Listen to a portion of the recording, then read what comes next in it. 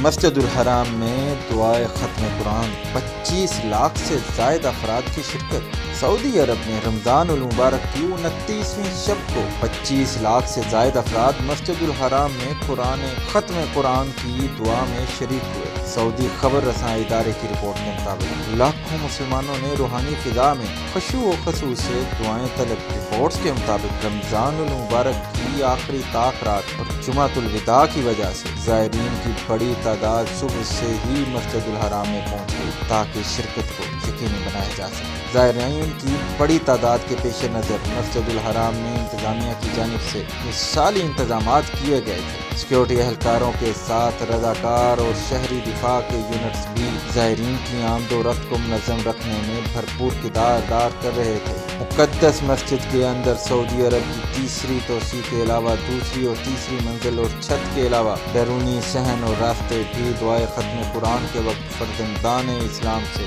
بھرے ہوئے تھے۔ رپورٹ کے مطابق مسجد الحرام کے اندر اور بیرونی صحنوں میں صفائی کے خصوصی انتظامات کیے گئے تھے، جس کے لیے اضافی کارکنان کو طلب کر لیا گیا تھا۔ اس کے علاوہ معمر اور معذور افراد کے لیے مسجد الحرام میں داخل ہونے کے مخصوص راستوں پر اہلکاروں کو خصوصی تعینات کیا گیا تھا۔ بہترین انتظامات کے باعث آنے والے زائرین کو کسی قسم کی مشکلات کا سامنا نہیں کرنا پڑا۔